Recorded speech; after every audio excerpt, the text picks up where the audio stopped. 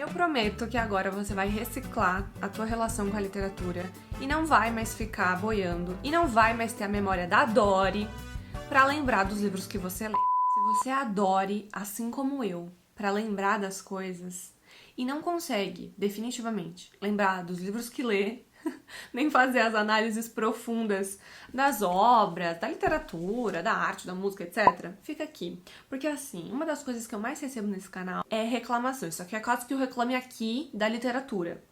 Bruna, não consigo fazer análise como você faz dos textos da Clarice. Agora lá eu tenho um podcast também que a gente conversa muito sobre literatura, sobre a vida, e eu mostrei pra vocês muitas das façanhas das quais a Clarice participa da minha vida ativamente, quase que como uma amiga, e eu tenho uma relação muito próxima com a literatura, então muitas das vezes quando eu tô lendo alguma coisa aqui com vocês, a gente aprofunda num tema, a gente tem um olhar leitor muito profundo, e aí gera uma dor. Todo mundo, ai, Bruna, eu não consigo fazer isso.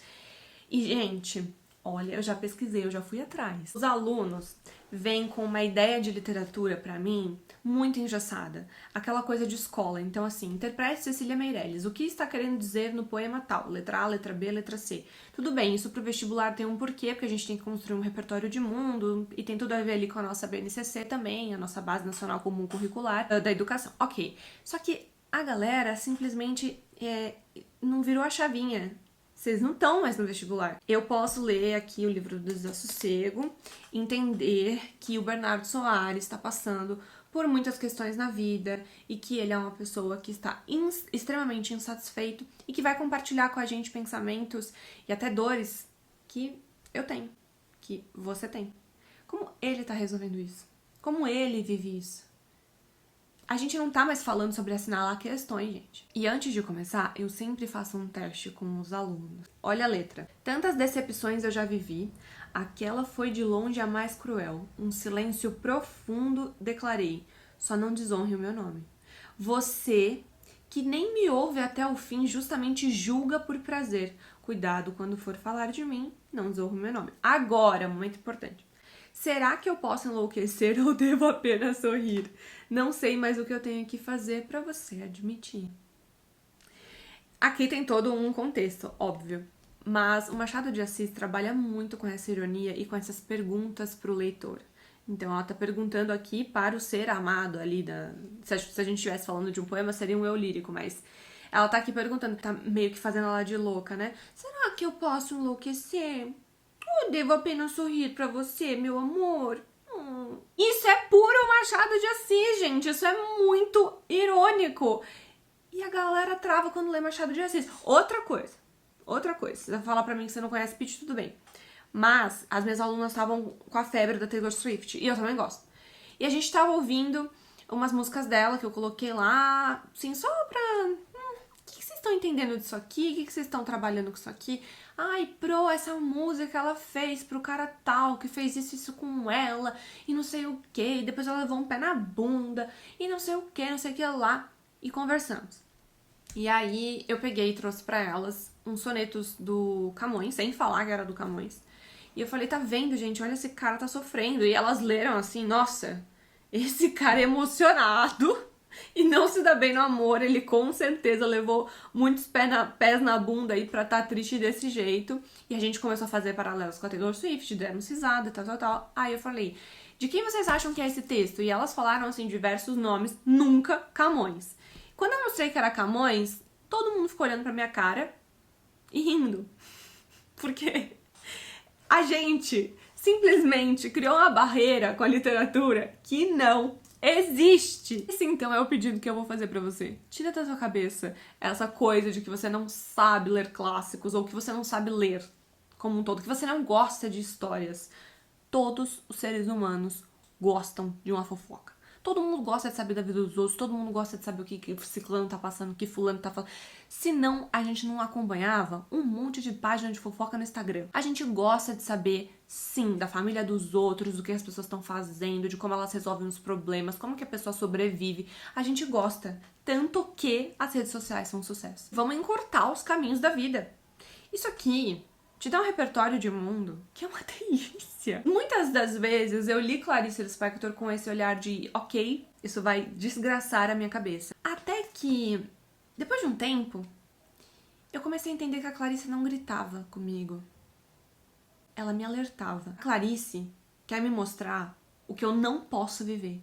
De jeito nenhum. Inclusive, tem um episódio lá no podcast que eu falo tudo que eu aprendi com Clarice Lispector.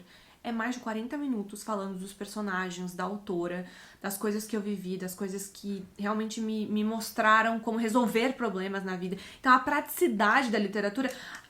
Eu sei que a galera da letras, meus colegas, eles têm um certo ranço, assim, quando eu falo da praticidade da literatura, da utilidade da literatura. E eu sei que isso vai de contra muitos teóricos e muitas pessoas que a gente acompanha nesse mundo, mas eu pego um gancho muito grande porque a literatura me deu uma oportunidade de enxergar a vida além da minha realidade.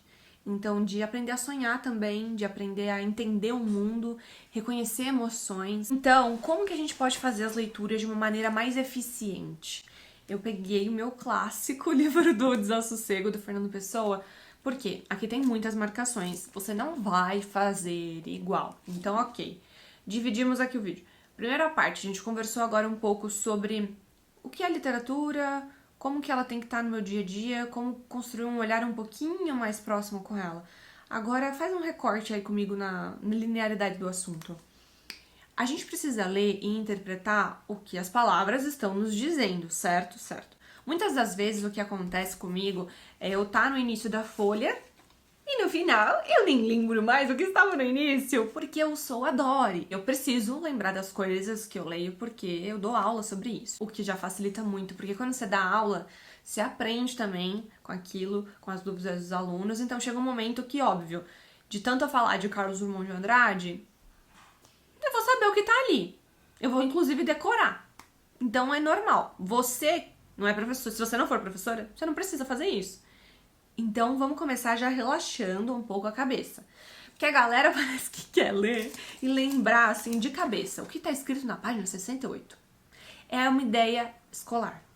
Mais uma vez. Ok, a maior dica possível para você interpretar e não se perder durante a leitura.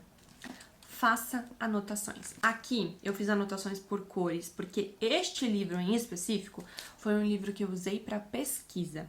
Você não vai fazer uma pesquisa, um mestrado, um doutorado, então tá tudo certo. Você vai pegar o seu livro e você vai... Esse aqui, por exemplo, eu não usei para pesquisa, não tem nenhuma marcação. E você vai escrever em torno dele. Deixa eu achar uma página, ó. Eu anotei aqui a palavra grosso, porque o Olímpico tava sendo o quê? Grosseiro com a Macabeia. São os personagens aqui do livro. Vou dar um print aqui pra você ver. Eu anoto em volta do livro, eu faço anotações assim, pra saber o que está acontecendo. Quando você tá conversando com uma amiga sua num café, estão lá batendo papo, tal. Você tá dentro da história dela, né?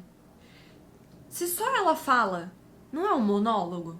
Se só ela fala, você não participa. Você precisa participar disso aqui, pra você internalizar.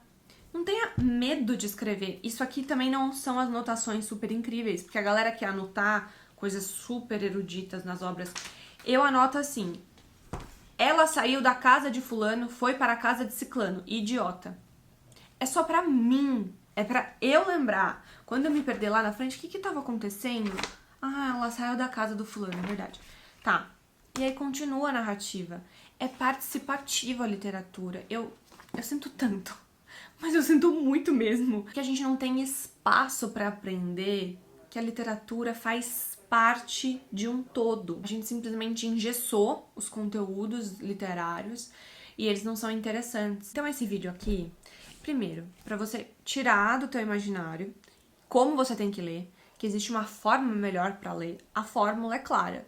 Sentar, ler, escrever, conversar, chama uma amiga pra ler um livro com você, lê comigo aqui, Crime e Castigo, que a gente tá fazendo essa leitura agora em abril de 2024, então se você tá vendo isso, você está convidada, vou deixar o link aqui na descrição. Mas o grande brilho da literatura é que justamente você faz parte daquilo, o leitor como participativo naquela história. Tem muitas teorias, aliás, que defendem que um livro só vive enquanto existem leitores para lê-los, né? Corta aí um pouco essa ideia engessada de como se deve ler. Leia. Claro que vão ter obras mais complexas e obras mais fáceis. Assim como na vida, tem coisas que são mais fáceis, tem coisas que são mais difíceis.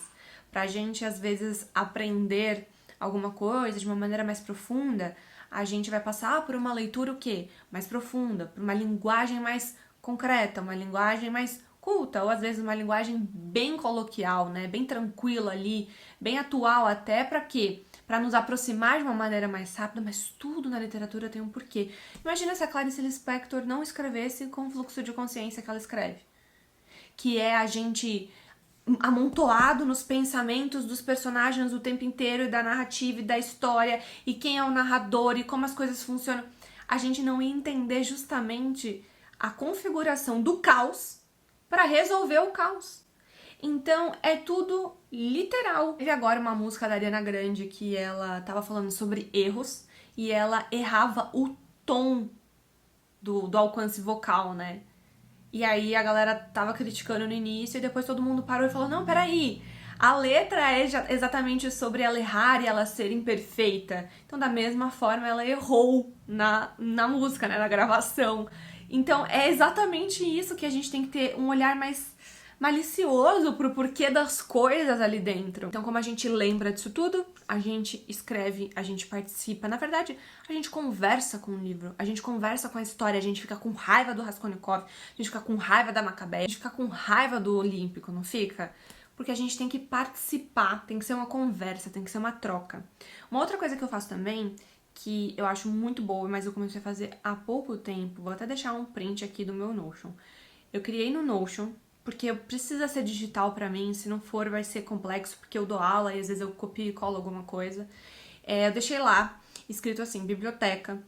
Dentro dessa biblioteca eu fui anotando as minhas leituras e fazendo pequenos resuminhos de como elas tinham sido pra mim. Não é nada complexo, não é pra ficar anotando o livro inteiro ali, não é... Ou se você quiser, né, faz o que você quiser, tá tudo bem. Tô falando, eu queria uma coisa prática pro meu dia a dia docente também, então eu só agora tô pegando os livros, lendo e anotando lá assim, como eu me senti, como é que foi, as partes mais importantes. É bem uma conversa, assim, um bloco de notas meu, comigo mesma, pra saber como foram aquelas leituras, caso eu vá dar alguma aula daquilo daqui 5 anos, eu não preciso reler o livro inteiro. Ou às vezes preciso, né, porque ler nunca é demais. Mas aí eu volto ali, cirurgicamente, vejo as coisas que mais me impactaram e relembro. Então isso é uma coisa muito boa, né, anotar. Tem gente que anota à mão. Eu já fiz alguns caderninhos assim há um tempo atrás, mas acabava que em mudança e tal, eu sempre perdia ou jogava fora, né, e é uma dó. Então pra mim foi melhor agora no digital, e aí eu vou fazendo aos poucos também, não vou passar todos os livros que eu já li durante a minha vida pra lá, porque eu acho que vai ser uma coisa que com o tempo, quem sabe eu consiga, mas não tô me obrigando a fazer nada assim do tipo. Só uma dica pra você também, essas duas coisas são as principais, tanto pra você não esquecer, quanto pra você interpretar melhor, porque você vai ver que dentro da obra, analisando as coisas, trazendo aquilo pra tua realidade, não só vai fazer sentido, como vai te ajudar a enxergar melhor os propósitos da literatura. Pois bem, então se você quer fazer essas leituras aí, mais profundas, construir um repertório de mundo, entender, tá bom, Bruna, ok, agora eu vou me dispor a ler, mas eu preciso entender o que é a literatura, como se configuram as escolas literárias, é um conteúdo que eu esqueci, eu queria entrar mais em teoria, ver mais sobre o assunto, aprender então de fato ali Machado de Assis, Clarice Lispector, entender como que se configuram essas coisas. E aí, Cap, tu traiu ou não traiu? Então, eu vou deixar aqui na descrição pra vocês um curso chamado Introdução aos Estudos Literários. É um curso que você faz relativamente rápido, porque são poucas aulas, mas são aulas bem concentradas nesse tipo de dúvida, nesse tipo de objetividade. E você pode escolher, inclusive, os módulos que você quer fazer, tem tanto de teoria, de introdução, quanto aulas de literatura portuguesa, brasileira e africana. Inclusive, aula de literatura indígena, né? Que a gente não conhece literatura indígena no nosso próprio país. Então tem muita coisa pra você fazer e lá as aulas são maravilhosas, você assiste quando e onde você estiver, quando você quiser também. Eu vou deixar um cupom, mas só aqui na tela, só pra quem tá assistindo, eu não vou escrever, tá?